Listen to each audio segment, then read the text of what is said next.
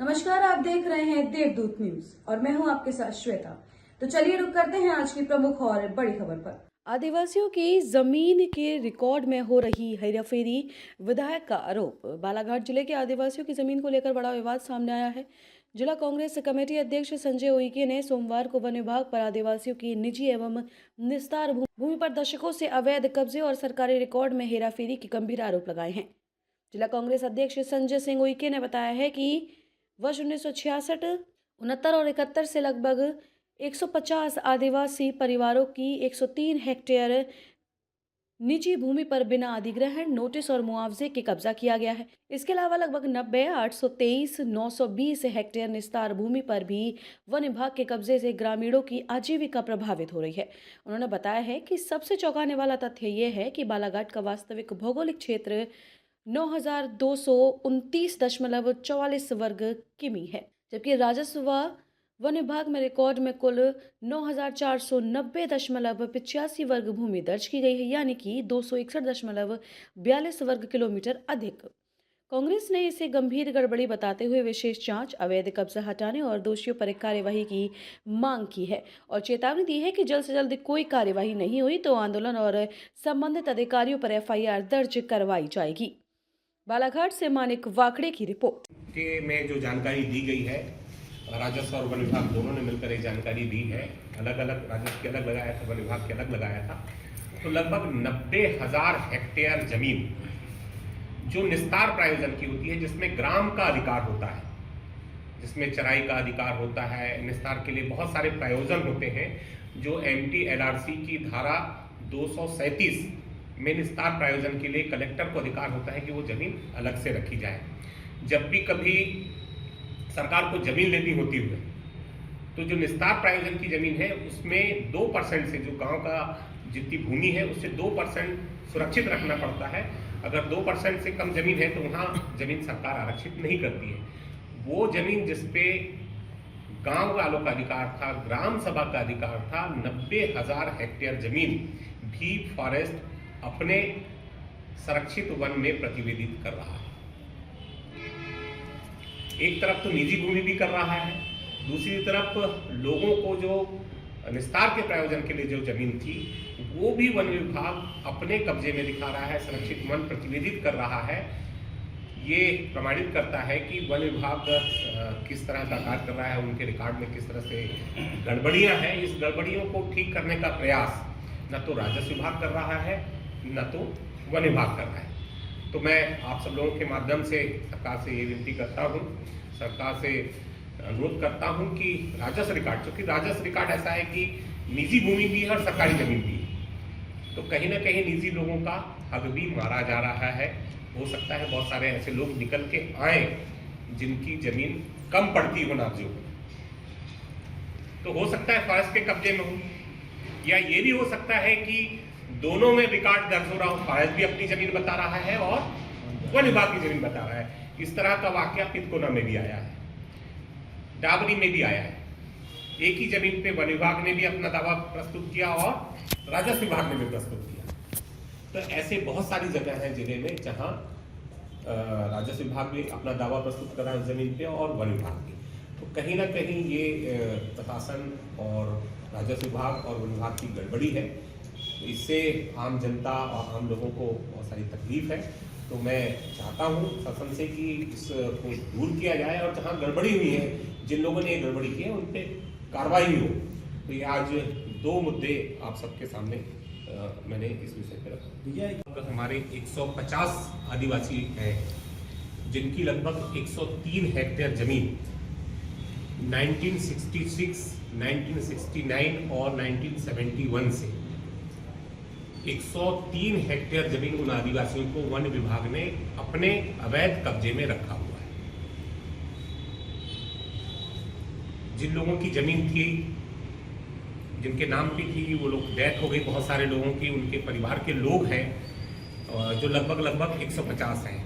ये करीब 7 से 8 गांव के ऐसे लोग हैं जिनकी जमीन को वन विभाग ने अपने कब्जे में रखा हुआ है। ये जो कार्रवाइयाँ हैं, परिवार के लोग काफ़ी लंबे समय से, चूँकि साउथ भैया से जुड़ा हुआ हमारा मसला है ये, वहाँ के लोग बहुत भोले भाले हैं, नियम कायदे कानून की तरह अच्छे से पता नहीं है, तो अनुनय निवेदन बार बार अधिकारियों से करते रहे, लेकिन उन सब के बावजूद भी वन विभाग अभी तक लगातार उन भूमियों को अपने कब्जे में रखा हुआ है। उनमें से कुछ लोगों के खाते में उन्होंने खाते लिया है, उसमें से कुछ लोगों के खाते में उन्होंने पैसा भी डाला हुआ है। तो मेरा इस विषय पे सरकार से कहना है कि चूंकि बैहर विधानसभा क्षेत्र जो है में हमारे बैहर, बिरसा और परसवाड़ा ब्लॉक 3 ब्लॉक आते हैं। ये शेड्यूल एरिया है, यहाँ 5th शेड्यूल लागू है और यहाँ की कोई भी आदिवासी की संपत्ति, चाहे वो सरकार हो चाहे गैर आदिवासी हो, उसके नाम पे हस्तांतरित नहीं हो सकती। केवल और केवल उसका एक ही उपाचरण है और वो है सरकार उसको अधिग्रहण करे, और अधिग्रहण की कार्रवाई होती है, लंबा प्रोसेस चलता है, 3 महीने का प्रोसेस चलता है, अधिग्रहण होती है, मुआवजा दिया जाता है, उसमें जो 5th शेड्यूल एरिया में जो ग्राम सभाएं होती हैं वो ग्राम सभाओं से सहमति ली जाती है, अनापत्ति ली जाती है, तब अधिग्रहण की कार्रवाई पूरी होती है और बिना मुआवजा के अधिग्रहण की कार्रवाई पूरी नहीं होती है। तो इन सब पूरी कार्रवाइयों में वन विभाग ने और प्रशासन ने किसी भी प्रकार की कोई कार्रवाई नहीं किया है। जबरदस्ती कुछ किसानों के खाते में पैसे डाले गए हैं। तो पहला एक तो कि कोई भी भूमि अधिग्रहण नहीं की गई है, इसलिए विधिवत कब्जा फॉरेस्ट विभाग ने नहीं प्राप्त किया है। तो मैं एक विषय ये है जिस पे मैं मांग करता हूं कि हमारे जो आदिवासी भाई हैं उनकी जमीन जल्द से जल्द वापस की जाए और साथ ही साथ 66, 69 और 71 से उनको मुआवजा भी दें। बहुत महत्वपूर्ण विषय है, वो विषय ये है कि बालाघाट जिले में जो जमीन है, सरकारी जमीन, निजी भूमि और निजी भूमि के साथ साथ प्लस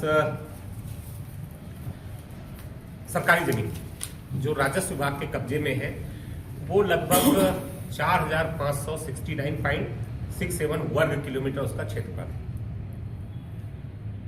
4569.67 वर्ग किलोमीटर उसका क्षेत्रफल है और वन विभाग का क्षेत्रफल है 4921.18 ये वर्ग किलोमीटर वन विभाग का क्षेत्रफल है।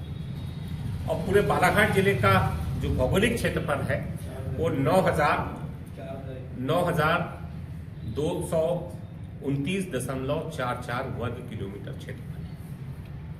जब हम राजस्व विभाग और वन विभाग की दोनों की जो भूमि है, जो उनके रिकॉर्ड में दर्ज है, जब हम उसको जोड़ते हैं तो 261.41 वर्ग किलोमीटर अधिक जमीन निकलती है। तो क्षेत्रफल से ज्यादा भूमि राजस्व और वन विभाग अपने दस्तावेजों में बताता है। इसका ये मतलब हुआ कि कहीं ना कहीं राजस्व विभाग के दस्तावेजों में और वन विभाग के दस्तावेजों में कहीं ना कहीं गड़बड़ी है, इनके दस्तावेज सही नहीं है, जिसके कारण ये आधिक्य दिखाया जा रहा है। ये अगर अपन लगभग एकड़ में लेते हैं तो ये 64,598 हेक्टेयर भूमि ये अधिक निकल रही है इनके रिकॉर्ड में। तो मेरा इस पे आरोप है कि जो वन विभाग है, वन विभाग के जो दस्तावेज होते हैं, जो वनों के संरक्षण के लिए वर्किंग प्लान बनाते हैं, इनके वर्किंग प्लान में इनका नोटिफिकेशन दर्ज होता है कि कब आरक्षित वन हुए, कब संरक्षित वन हुए। उस नोटिफिकेशन में इनका पूरा वर्किंग प्लान होता है। वर्किंग प्लान देश आजाद होने के पहले से वर्किंग प्लान बनता आया है।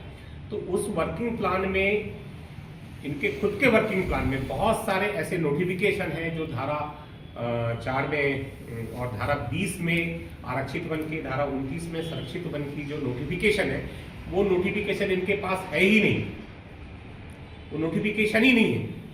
तो जब वो नोटिफिकेशन ही नहीं है जिले में, इनके पास रिकॉर्ड में, तो कैसा वो अपना दावा कर रहे हैं कि यह भूमि हमारी है। ये एक सबसे बड़ा दुर्भाग्यपूर्ण बात है बालाघाट जिले के लिए। साथ ही साथ मेरे अपने विधानसभा प्रश्न में मैंने एक विधानसभा प्रश्न लगाया। खबरों में अब तक के लिए बस इतना ही। फिर होगी आपसे मुलाकात ऐसी एक बड़ी और खास खबर के साथ। तब तक के लिए नमस्कार और देखते रहिए देवदूत न्यूज, खबर जो सच दिखाए।